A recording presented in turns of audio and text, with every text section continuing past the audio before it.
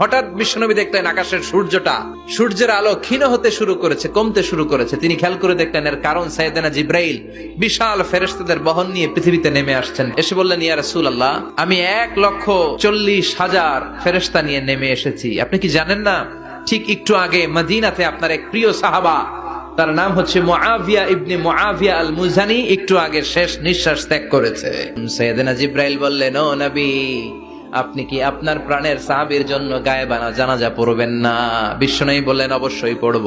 সাহাবীদের মধ্যে ঘোষণা দিলেন, ও সাহাবারা, তোমাদের ভাই মুআবিয়া ইবনে মুআবিয়া আল মুজানি কিছুক্ষণ আগে মদিনাতে ইন্তেকাল করেছে। তোমাদের ভাইদের জন্য সবাই বাইরে বের হয়ে আসো, এই মুহূর্তে আমরা গায়েবানা জানাজা পড়ব। বিশ্বনবী প্রথম কাতারে দাঁড়ালেন, হাজার হাজার সাহাবারা লাইন ধরে দাঁড়ালো। সাইয়েদনা জিব্রাইল 1,40,000 ফেরেশতা নিয়ে সাহাবাদের পেছনে 2টা লাইনে দাঁড়িয়ে গেলেন। নামাজ শেষ। বিশ্বনবী তো অবাক, ঘটনা কি? বিশ্বনবী জিজ্ঞেস করলেন, জিব্রাইল, কোন সাহাবীর গায়েবানা জানা যায়? তোমরা আকাশ থেকে এত ফেরেশতার বহর নিয়ে নামো নাই?